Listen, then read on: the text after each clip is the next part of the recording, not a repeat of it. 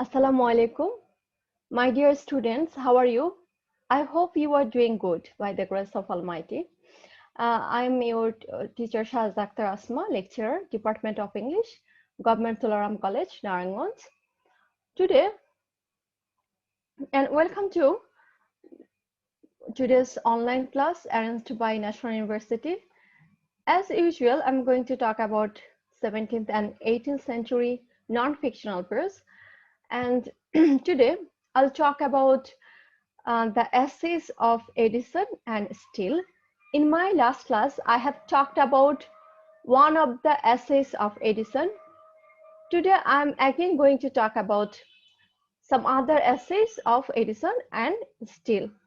So, I will talk about the summary of the essays of Edison and Steele. Okay, so let's start today's class. In my last class, I have talked about the life story of our Edison. Today, I'm going to talk about another author, Richard Steele. You have both the essays of Edison and Steele in your syllabus. So I have already give you some information about the life of Edison. Now, I'm going to give you some information about the life of Steele. So Steele was born in 1672 and he died in 1729. His principal works are The Procession, The Christian Hero, The Funeral, The Lying Lover, The Tender Husband, The Conscious Lovers. Okay, and characteristics of his essays. In my last class, I want to remind you about my last class, that in my last class, I have talked about the characteristics of Edison's essay, or the aims or goals of Edison behind writing essays. In this chapter, in this class, I'm going to talk about the characteristics of Steele's essay. Okay, so the characteristics of Steele's essays are to develop readers' morality. It was also one of the aims of Edison in writing essays, and that is to reform readers' manners. Okay, that is indirectly the same thing. I mean, to develop readers' morality. You can understand that, I hope. To reform the taste of readers. The taste of readers about everything, about literature, about art, about science, about philosophy, about everything. So this was one of the aim of our Steele behind writing his essay. So these are the characteristics of his essays to reform the taste of readers. He became aware of the vanity, ignorance, and selfishness and disillusionment that reigned in the town. Okay. So he became the vanity, ignorance, selfishness, and disillusionment that reigned in the town. Our Steele was aware of all these faults or mistakes in the characteristics of human being, in the characters of human being. So as he was aware, Steele was aware about all these drawbacks in the characters of human being. He tries to focus or present all these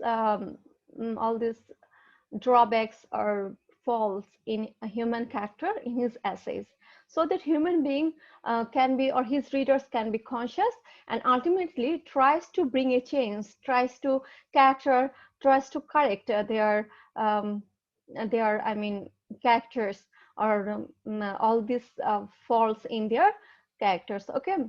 His essays are concerned with good taste in dress, behavior, and reading. So not only he tried to to change or to reform the taste of readers in art, literature, science, philosophy, or any other genre or branch of knowledge, but he also tries to change, to bring a change in the taste of readers in dress, behavior, and reading. That means that he deals with the whole lifestyle of human being, or the whole lifestyle of the then people in the society, that the people of the then society, in his essay. Okay. The theme of his essays are presented in a humorous way, and he has a original creativity. So here we can understand the similarities between both between Steele and Edison, that Edison deals with serious thing of society, okay, but his presentation was humorous, funny. Here our Steele's presentation is also humorous, and his creativity was genuine, original. Steele's creativity was original, okay, and he presents the theme or the characters, the main idea or his thought in his essays in a humorous way, in a funny way. Next, we are going to talk about an essay which is included in your syllabus, in your 17th and 18th century non-fictional prose syllabus. So this paper, 17th and 18th century non-fictional prose, is for the students of honors third year. The name of the essay is Of the Club, and as I said in my previous class that it will take much time to talk about or to go through the whole text in this online classroom. So so I have decided to talk about only the summary, so that you can have some idea about the essay. Okay. So today, here now, at first I'm going to talk about the summary of the club. Next, I will talk about the summary of some more essays. Here, this essay is written by Steele. So this is an essay by Steele, and the title of the essay is Of the Club. It describes the members of the Spectator Club. So you know, the Spectator was the name of the periodical, and there was a club which was formed by Edison Steele, and the name of the club was the Spectator Club. So here this essay deals with the people, with the members of the Spectator Club. So we can understand, we can guess that we are going to talk about some people. We are going to talk about the characteristics of some people in this essay. Steele created the Spectator and the Spectator Club, as I said before. In this essay, he depicted the characters of different members of the Spectator Club. These members drawn from different stages of life, society, and profession. These members drawn from different stages of life, society, and profession. The club is thus a miniature version of the society of the day, and yet there is no representative of lower classes. Although the members of this club came from different stages of life, society, and profession, but there was no member from lower class, and still thinks that this club is a miniature version of the whole society. Okay, so now we are going to talk about different members of the club. The members of the club are, at first we are going to talk about Sir Roger de Coverley. Okay, Sir Roger de Coverley, the first member of the club. He is a baronet of ancient descent. So he was a remarkable or significant person in the society. Baronet, he was a baronet. He is not stubborn or bitter, and this makes loved by all the people whom he meets. So his characteristic was not stubborn or bitter, so we can understand that he had a sweet nature, a gentle nature, for which he was loved by all the people around him, or by all the people he met. He remains bachelor because he has been rejected by a young widow whom he had sought to marry when he was young. So he remains bachelor for his whole life because his love proposal, or he was rejected, or he had a disappointed, failed love relationship with a young widow. And I want to give you this information, these things that we are going to talk about. We are going to have a whole essay about this Sir Roger in the next part. So we will talk about him more in the next essay. Here, okay, so although he is now 56-year-old, during his youth, he was dashing and fashionable man. He is now a middle-aged person.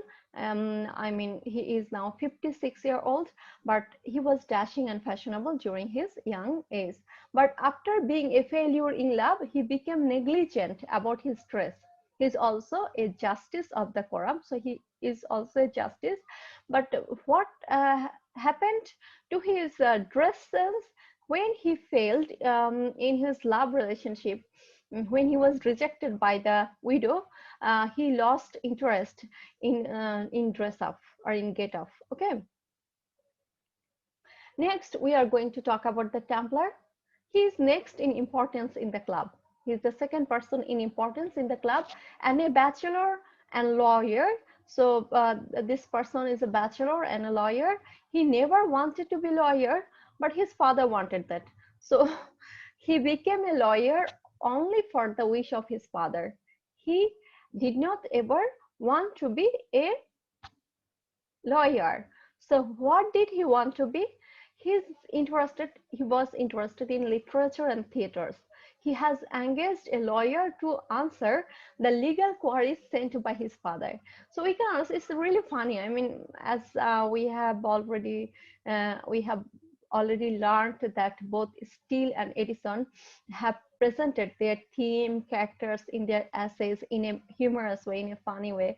So we can here understand that this person, this Templar, although is a lawyer by profession, but he did not have any interest in his profession. Rather, he had interest in literature and theaters. So he appointed a lawyer to answer the queries or the questions about law asked by his father. Okay, so he is also an excellent critic of the stage and manners, and his opinions on plays and actors is highly valued by people. So as we have come to know that this person was interested in literature and theaters, he must visit theaters regularly. So he was an excellent critic, and he gives his opinions about plays and actors, and those opinions were highly valued by people. Okay, next, Sir Andrew Prefort. Sir Andrew Prefort is another character in the essay of the club. He is an eminent merchant and has earned he is an eminent merchant and has earned a large fortune by efforts and hard work. Okay, so Sir Andrew Prefort was an eminent, was a famous merchant businessman, and has earned a large fortune. I mean, he had earned wealth, enough wealth, or more than enough wealth by efforts and hard work. So he was a hardworking person. He thinks empires can be expanded by trade. Here we are going to have an important idea about imperialism. Okay, from an Englishman. He thinks empires can be expanded by trade and hard work instead of the use of sheer might and force. So the British emperor tried to expand their empires by force, by military force. But this man, Sir Andrew, thinks that British ruler could do that by expanding their trade and by doing hard work. He feels that what helps an individual to become prosperous will help the nation too. So it is really a very practical idea that I mean, a nation is constituted of a large number of individuals, a large number of single person. So if every person in a nation worked hard, tried to do something, tried to achieve something, one day that nation would be prosperous, successful. Okay, so this is the thought of Sir Andrew. He has ships coming from different parts of the world. So here it could be understood that he had a trade or business which had a network all over the world.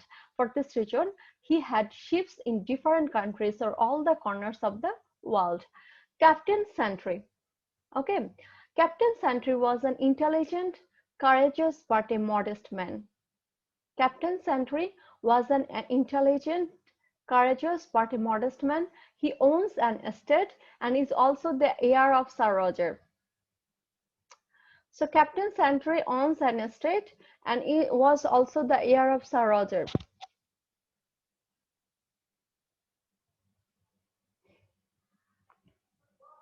So we can understand that after Sir Roger, his property will be inherited by this man, Captain Santry. He left the army because he felt that one was required to be courtier as well as a soldier to rise in that profession. For this reason, he left army. Why? Because he thinks he need to be a gentleman, a courtier, as well as a soldier to rise in that profession. Only being a soldier would not be enough to rise in that profession. He had taken part in a large number of battles. He does not blame the generals for his having left the military career. He is an honest man and is frank. So we can understand that this man, Captain Santry, was once in army, but he left army, and he thinks he did not blame generals or any ones from the army for his leaving army. And he is an honest and frank man. Okay, next we are going to talk about Will Honeycomb. Who is Will Honeycomb? Will Honeycomb is quite old in age but looks younger. So although this man, Will Honeycomb, was old in age, but he looks younger. He knows and talks a great deal about fashions and their story. So this man is older, but he had a great interest or great idea, knowledge about fashions and their history. He can narrate the love affairs of the old English lords and ladies in detail. So he also had knowledge, information about the love affairs of English lords and ladies, and he could narrate that in details. He is considered to be a fine, well-bred gentleman. Okay. Next, the clergyman. A clergyman visits the club sometimes and still is doubtful whether to include him among the members of the club. He is quiet, but his integrity has won him many followers. So this clergyman visits the club sometimes. He is not a regular client or visitor of the club, and still is doubtful whether to include him among the members of the club. So still at first was doubtful to include him in the list of members, but later he included him. He is quiet, but his integrity has won him many followers. So although this person is reserved, kept silent, I mean was quiet, but his integrity, that means his honesty, attracted many followers. He does not talk about religious subjects at the club unless someone initiates the conversation.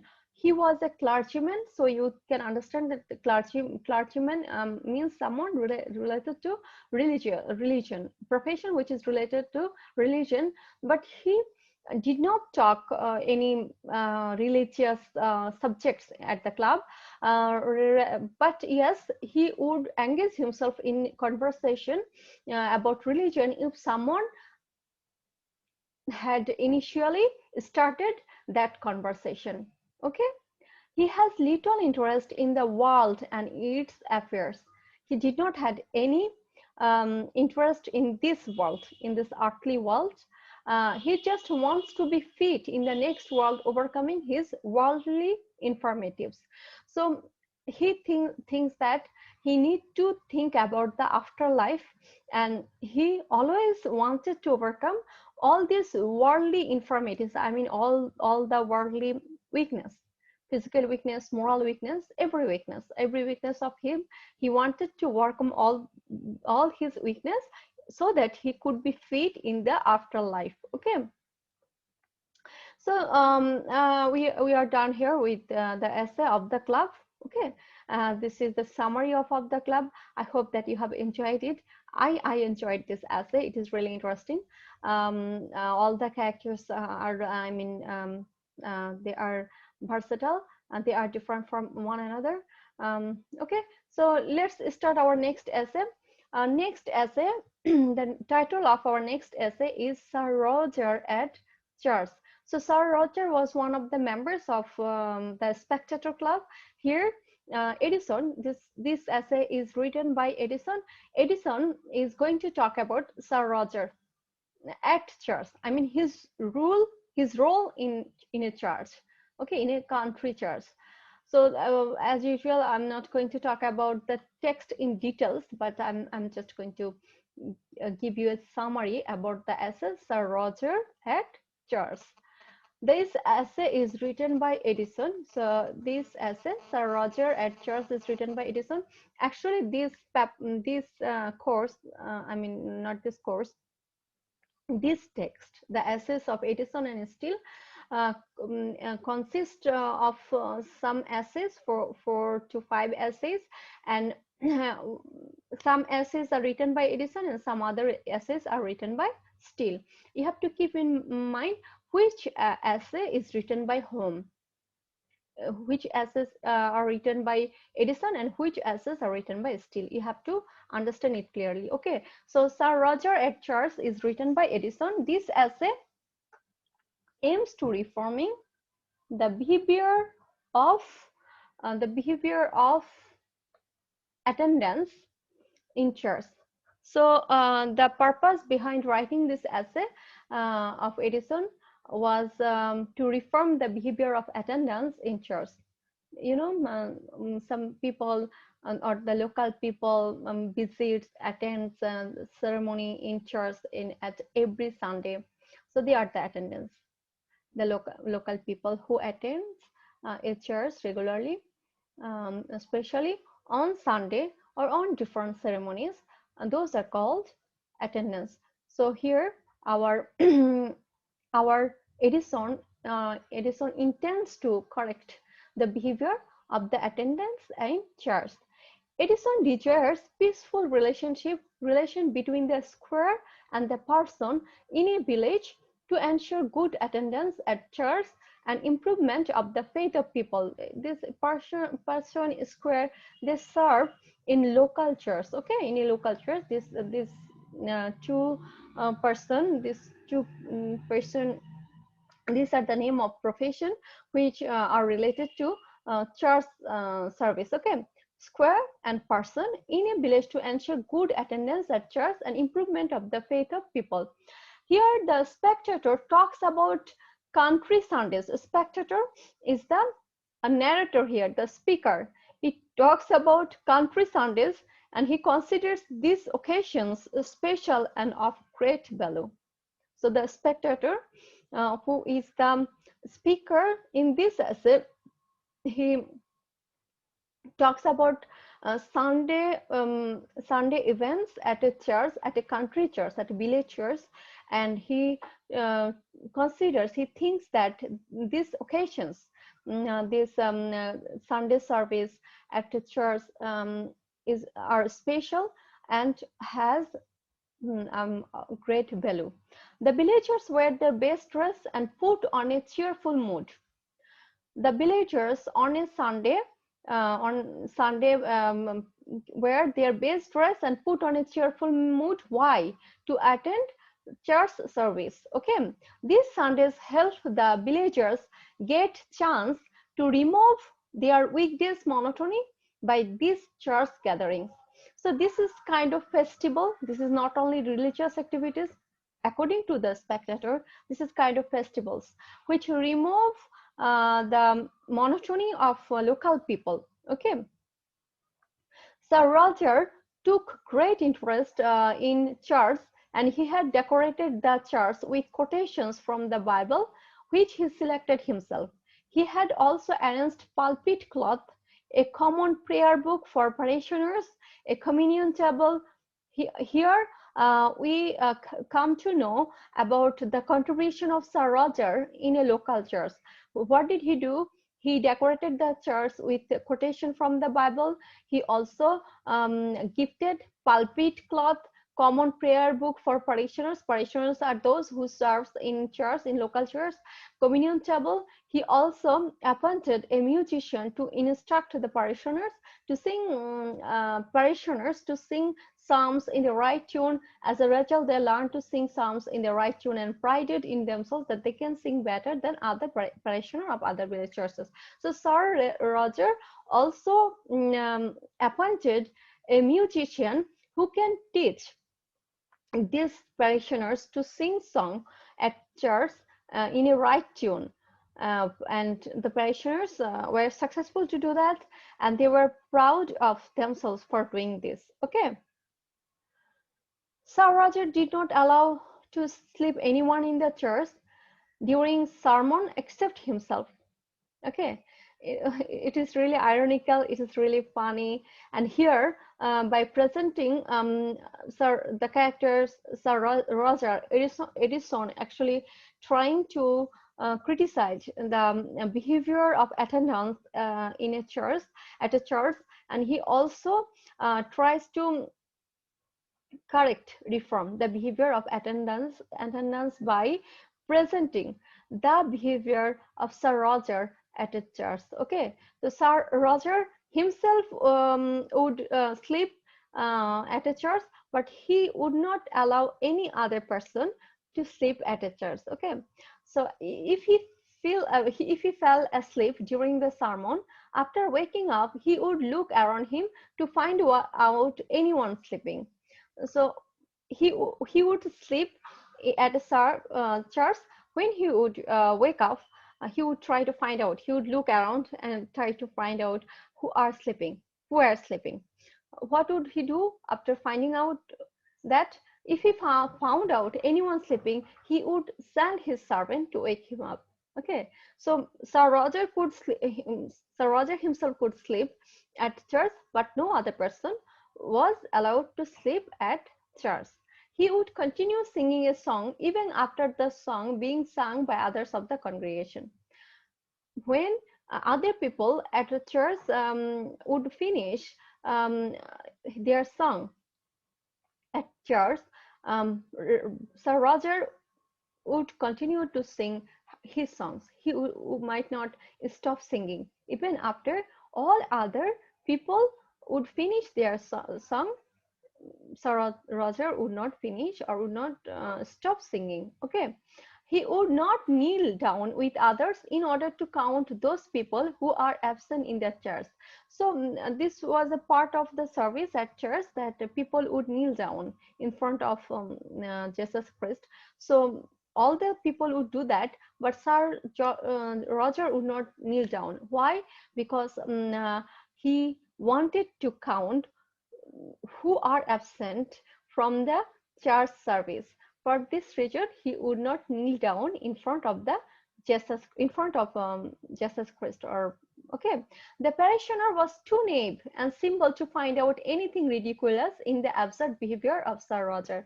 So the parishioner who were in the for the service at the church, okay, and they were simple, naive, I mean, so innocent to find out any ridiculous or absurdity in the behavior of Sir Roger. Okay. Sir Roger and his chaplain had a perfect understanding between each other, and there was an amicable relationship, friendly relationship between them. This was all the more remarkable because in the very next village, this cordial relationship was absent. But still, in the church of Sir Roger, his relationship with other servicemen at the church was amicable, friendly, but this was not the kind of relationship at any other churches in the next village. Okay, so here we are going to talk about another essay.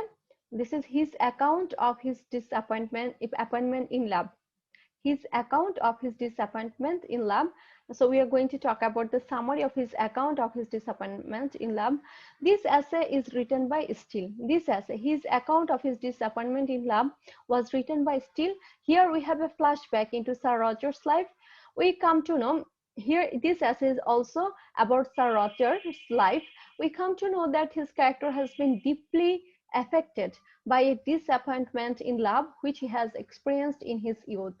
So we have already come to know that Sir Roger was a member at the Spectator Club, and he had a failed relationship, love relationship with a widow. His love proposal was rejected by the widow. So, and this rejection had a great influence or had affected his behavior, his conversation, everything. The inconsistency in his conversation is a result of his unhappy love affair. We also realize that Sir Roger is a simple and unintellectual person who is awed by any show of learning. We also are also provided a vivid picture of um, the perverse widow with whom he had a failed relationship. That widow was beautiful but heartless, a flirt but scholarly and accomplished.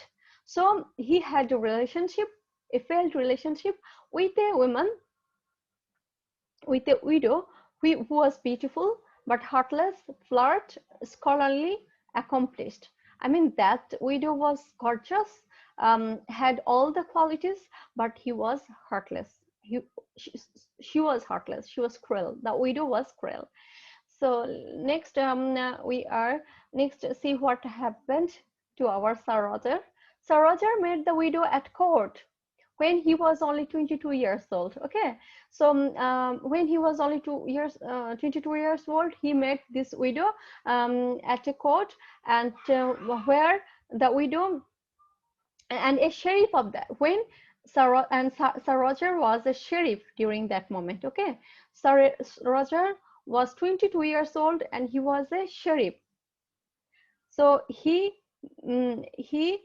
for his service, for the sake of his service, went to this court, and rather I mean, there he met the widow at court. Okay, during the trial, the widow, with her physical attractiveness and business-like action, win not only the betrayal but also the heart of everyone present at the court. So here we can understand that the widow had a elegance in his appearance, in her appearance, and in her behavior.